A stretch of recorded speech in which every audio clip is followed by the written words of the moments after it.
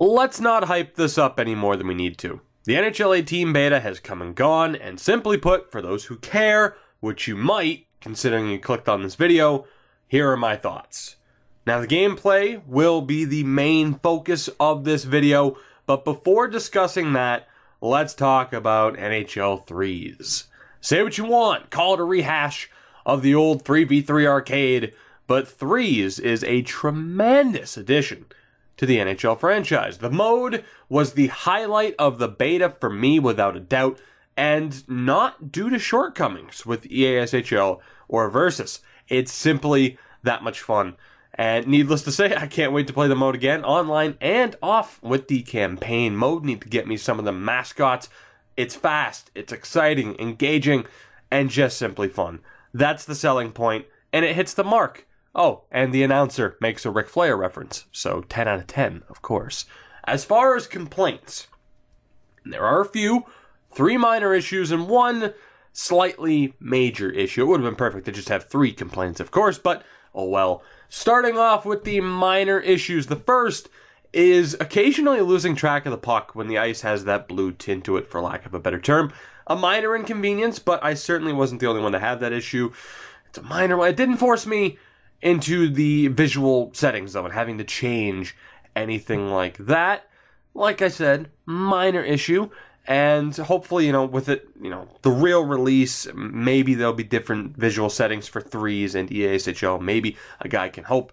We'll find out. But like I said, a minor issue. Maybe just a slightly brighter puck glow would be nice. Something like that. The second has to do with player indicators. Now, for some reason, much like we saw with NHL 15 on the Xbox One, player indicators don't match up to what they would be in EASHL. With NHL 15, like green was suddenly defense instead of left wing and stuff like that. And in 3s, it's really not that different. When position locking as a defenseman, I'd typically end up with a red indicator. That is, of course, set with centers in other modes, mainly EASHL. Like I said, it's a minor issue, a minor inconvenience, but it did cause confusions for myself and my other teammates at certain points. If you're locked in at center, you should probably have that red cursor. If you're a winger, make it blue or green. If you're the defenseman, yellow or teal, of course. Just saying. That would be much easier. The third minor issue leads into the major issue, and it has to do with the quick puck drops after a cutscene, whether it's a penalty shot save, a goal, etc. From game to game, it didn't start the 2 forwards on the same side of the ice consistently. One game, our lock center would start on the left. The next game, he'd start on the right, or not even the next game, sometimes after the very next cutscene, which would cause a lot of unnecessary confusion among the team. To add to that, the major issue was due to the ability of the team getting the puck to move and pass the puck before the camera was even set on the action after a cutscene. So for a team starting off with the puck, it's a tremendous advantage. Hell, you could nearly score instantly if you were able to move quickly enough and take a slap shot at the right angle. But for the defense, it's a nightmare and a ridiculous disadvantage. Not to mention, if your 2 forwards get confused about what side of the ice they're starting on, because you never know, it was just a disaster. An absolute disaster. And fixing those 2 issues would be great. Now, as far as what side a forward starts on, I'm sure that can be easy to fix. The emphasis of the game mode is on speed, which is why you don't have a face-off after a goal and you have that very quick pickup. But something needs to be done about this, whether it's a quick 3-second countdown, simply preventing players from carrying the puck over center ice, or my thought would be to change the starting position of players to behind the back of your own goal. All 3 do seem like fair options, rather than the newly attacking team having a frankly ridiculous advantage. Like I said, if you have players start behind their own goal, have one player start in one face-off circle, the other player in the other face-off circle. Your defenseman starts with the puck behind his goal. You could do that for both sides, and then there you go. There's no ridiculous advantage with somebody being able to get a great scoring opportunity before you even know, or before you even knew that the play was going on. There was one other point of discussion with NHL 3s that I wanted to mention, and that has to do with player selection, as there seem to be two main ways of setting up a team during the beta.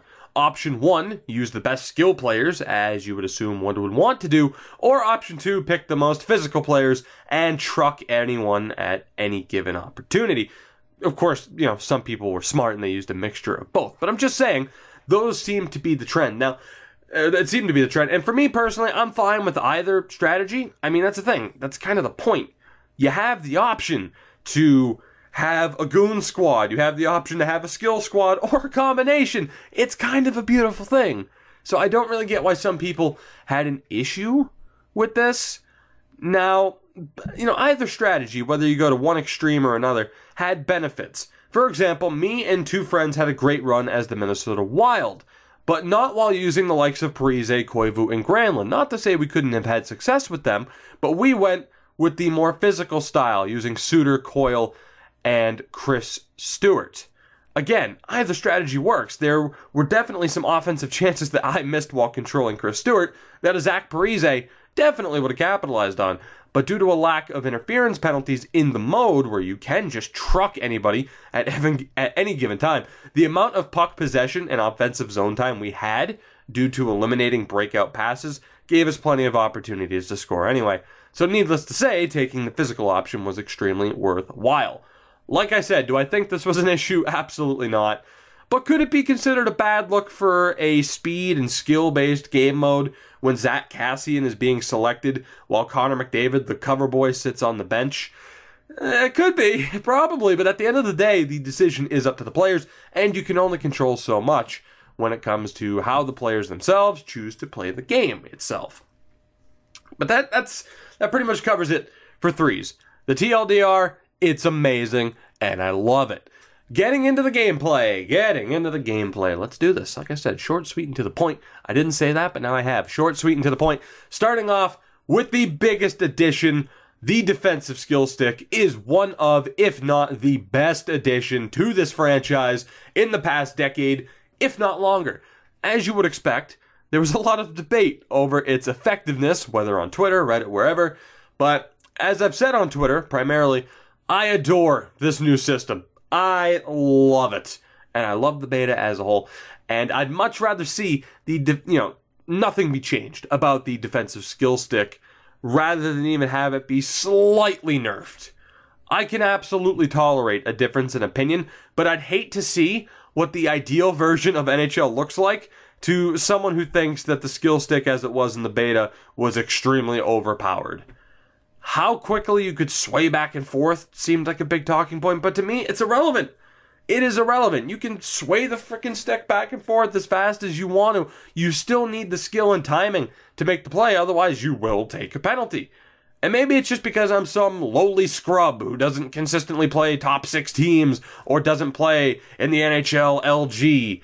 But I certainly didn't see bad players magically becoming better at the game because defense is suddenly easier. Those weak level players found themselves in the box when misusing the skill stick and mistiming pokes, as you would expect. And even, perhaps not as much as they should have, as spamming poke checks from behind the puck carrier was still not properly punished as consistently as it could have and arguably should have been.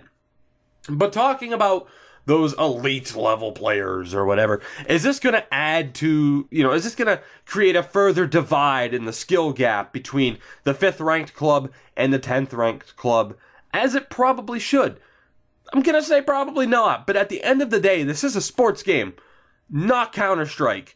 There's only so much you can do, and what the skill stick does in its current form is absolutely helping further that divide outside of the elite players and clubs, and I'll take that over nothing, right? At the end of the day, there is now a wider skill gap between players outside of the best, is what I'm saying. And at the end of the day, I will say this, right? I'm not anti-elite players. I'm not hating on people or whatever. At the end of the day, I'm on the side of those who want to see this game, who want to see the NHL video game franchise move towards an esports spotlight. I want that. I'm not against that. And absolutely, you need to have as much as you can in the game to create a skill gap, whether it's between people in Division 4 and Division 6 in EASHL, or even a skill gap between the number 1 ranked guy in Ultimate Team and the number 2 ranked guy. OC, shout out to you, buddy. Just saying. Like I said, I love the defensive skill stick, and I think it's going to help. It's going to be one of the factors in the aspects of the gameplay that could help us get to that esports spotlight. Maybe not in its current form, but can we at least agree it's a step in the right direction? And personally, as if you couldn't tell, I'd say it's other aspects of the gameplay, aside from the defensive skill stick, that could be altered to take the gameplay even further into that right direction. In saying that, player speed and agility while dangling needs to be improved, especially with the skill stick in its current form. You've probably heard numerous other names in the NHL community mention this, and for good reason. Now, I'm not saying let's go overboard. As I always say, it's about proper balance. But there's no denying that in the beta, player speed and agility was too harshly affected while dangling. A slight increase, a slight bump, and I mean slight, could do wonders for the game and could see a reduction in the amount of complaints about the defensive skill stick being overpowered. On a similar note, deeks in general need to be more effective and have a higher success rate.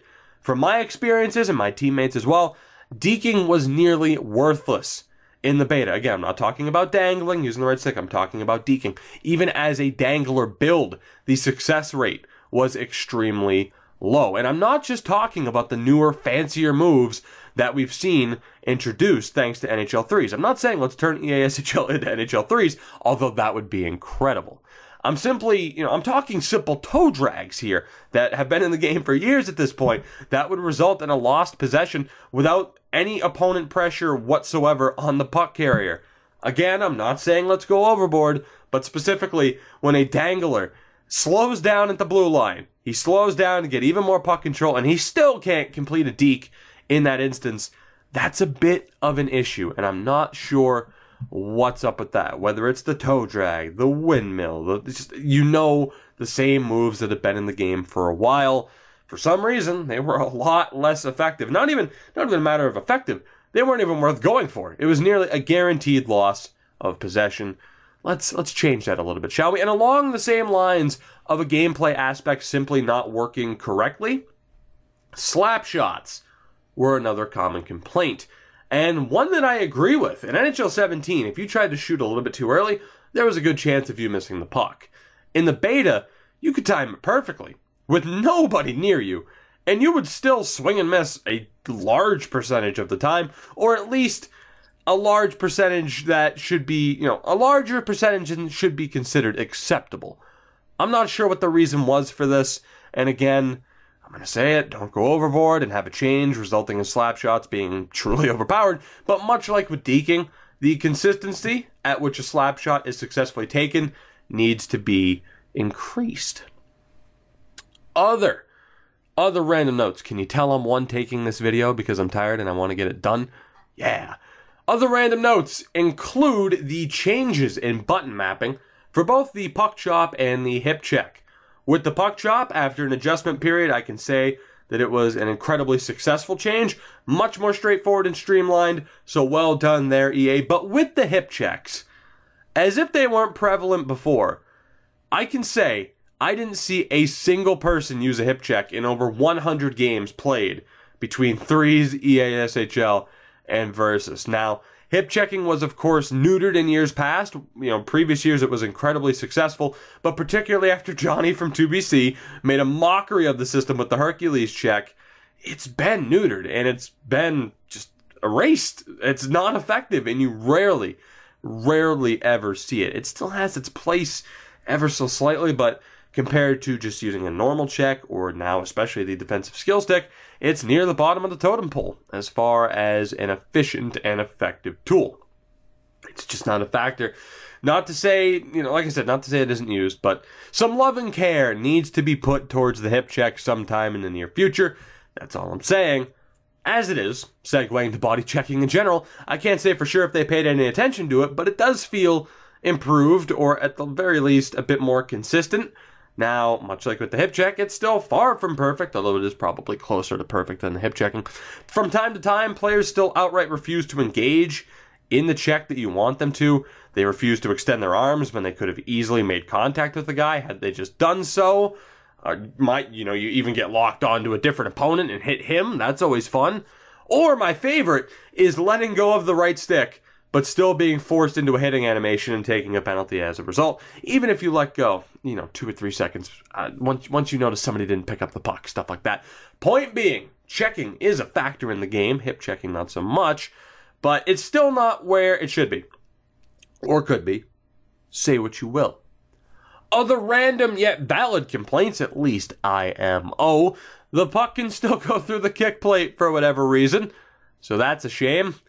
The game doesn't appear to know what qualifies as an icing, as dozens, if not hundreds of icing calls were simply ignored during the beta. So that was fun. And blue line awareness isn't a thing. And at this point, I am nearly giving up hope that it ever will be.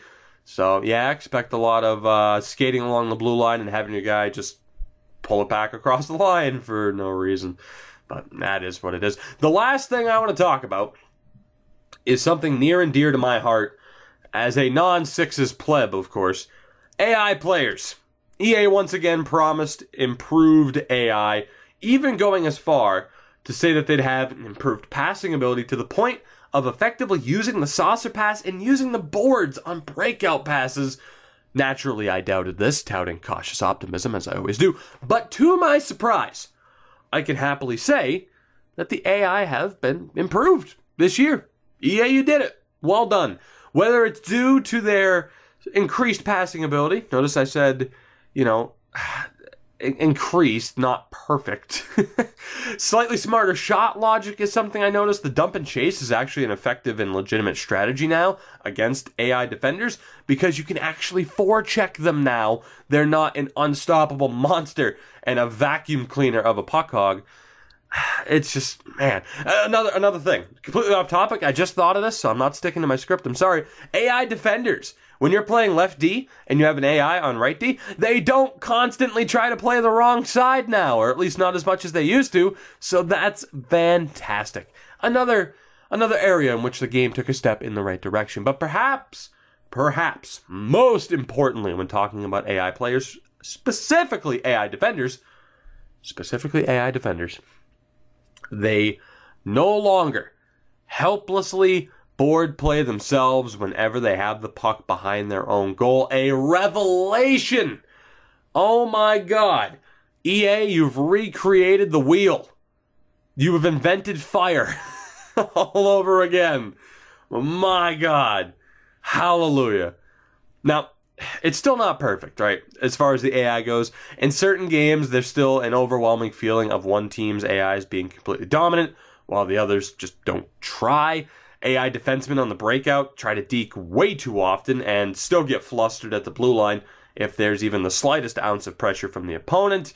There's also the slight issue of them ignoring calls for the puck when a human player is in good position in doing so, but at the very least they do ignore certain players when they are in a horrible position, so that's cool, that's neat. Like I said, it's a step in the right direction, but we still have a ways to go. And to be honest, I think that covers it.